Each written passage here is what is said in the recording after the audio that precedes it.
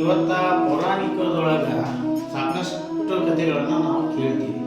ಅಂಥದ್ರೊಳಗೆ ಇವತ್ತು ಶ್ರೀಕೃಷ್ಣ ಪರಮಾತ್ಮನ ಒಂದು ಸ್ವಾರಸ್ಯಕರ ಕಥೆಯನ್ನು ನಿಮ್ಮ ಮುಂದೆ ಹೇಳ್ತೀವಿ. ಏನಪ್ಪ ಕಥೆ ಅಂತಂದ್ರೆ, ಒಂದು ನದಿ ಪಕ್ಕದಲ್ಲಿ ಒಬ್ಬ ತುಂಬ ಗರ್ಭಿಣಿ ಅಂತ ಹೆಣ್ಮಗಳು ಒಂದು ಕೂಡ ನೀರು ತರಕ್ಕಂತ ಆ ನದಿಗೆ ಹೋಗ್ತಾರೆ. ಆ ನದಿಗೆ ಹೋದಾಗ ಅಲ್ಲೇ ದಾರಿಯಲ್ಲಿ ಹೋಗುವಾಗ ಶ್ರೀಕೃಷ್ಣ ಪರಮಾತ್ಮ ನಡ್ಕೊಂಡು ಹೋಗ್ತಾನೆ. ಆ ನಡ್ಕೊಂಡು ಹೋಗುವಂಥ ಸಂದರ್ಭದೊಳಗೆ ಆ ಪರಮಾತ್ಮನ ಕರೆದು ನನ್ನ ಮೇಲೆ 12 ವರ್ಷ ಬಾ, ನೀನು ಕೊಡ ವರ್ಷು ಅಂತ ಕೇಳ್ತಾಳ ಆ ತಾಯಿ. ಅವಾಗ ಹೇಳ್ತಾನೆ ಪರಮಾತ್ಮ, ಏನು ಕಿವಿಗೆ ಹಾಕೊಳ್ಳೋದಾಗಿ ಮನೆಗೆ ಮರಳಿ ಹೋಗ್ತಾನೆ. ಅಲ್ಲಿ ಮರಳಿ ಹೋಗುವಾಗ ಆ ತಾಯಿ ನೀರನ್ನು ತುಂಬಿಕೊಂಡು ಮರಳಿ ಮನೆಗೆ ಹೋಗುವಾಗ ಅಲ್ಲಿ ಹೋಗಿ ಆ ಭಾರ ಇಳಿಸಕ್ಕೆ ಅಂದ್ರೆ ಕೊಡ ಇಳಿಸಕ್ಕೆ ಹೋಗ್ತಾನೆ. ಆ ಕೊಡ ಇಳಿಸಕ್ಕೆ ಹೋದಾಗ ಅವಾಗ ಹೇಳ್ತಾಳ ತಾಯಿ, ಅವಾಗ ನೀ ಕೊಡ ವರ್ಷಂದ್ರೆ ವರ್ಷಲಿಲ್ಲ, ಈ ಕೊಡ ಇಳಿಸಕ್ಕೆ ಬಂದಿರಿ ಪರಮಾತ್ಮ, ಇದು ಯಾವ ಲೆಕ್ಕ ಅಂತ ಕೇಳಿದಂತ. ಅವಾಗ ಹೇಳಿದಂತ ಶ್ರೀಕೃಷ್ಣ, ನಾನು ಯಾರಿಗೂ ಭಾರ ವರ್ಷವಲ್ಲ, ಭಾರ ಇಳಿಸ್ಕೊಳವ.